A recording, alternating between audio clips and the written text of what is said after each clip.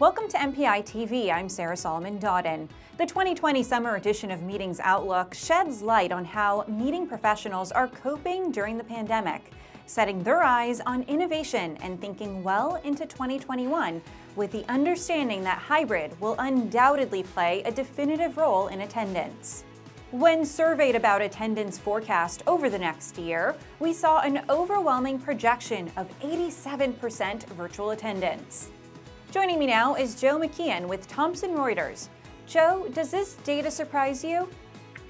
You know, it really doesn't surprise me. I think there's a couple of things at play here. The first is, when we as professional meeting planners look through the lens of the attendee, I think some of the attendees, many of the attendees, kind of will not really feel comfortable about getting into large gatherings in the near future now. What happens with the vaccine, what happens with the therapeutics, what happens down the road, it's hard to predict the future.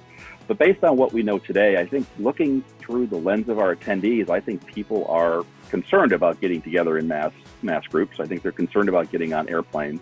And I think that concern translates into the meeting planning industry. Plus, I think there's an added element. Who wants to be the meeting planner that's responsible for super spreader events? So I think we've got to consider that very carefully as we go back into planning and executing face-to-face events. Your events team, much like all event organizers, have had to shift fairly quickly to virtual events. How are you ensuring your team is equipped with the right tools and resources to plan events in a virtual setting?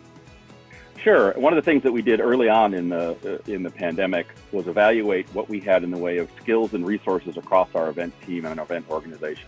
Central Events worked together to put together a virtual event playbook where we took the best practices that we knew of at the time and put them into a virtual online playbook for all of our dispersed event planners to be able to reference and leverage the best practices that we recommended. It's a big organization. There's lots of event planners around the world for us. So that playbook helped us develop consistent executional best practices as we moved all of the events, pivoted all the events from face-to-face into virtual. You can't just simply take a face-to-face event agenda and turn it into a virtual event agenda and expect the same results. So we tried to develop a programmatic approach to continue to deliver on the key ROI metrics that we look for in our event program through that virtual event playbook. And what does 2021 look like for you from a planning perspective? Yeah, so we've always been wanting to add more of a hybrid element to our event program here at Thomson Reuters. So I think as we evolve into 2021 and we start looking at what our goals are and what our budget exercise is going to be, particularly as it relates to the demand generation portion of those events into 2021, we will continue to look for how we hybridize every event that we do.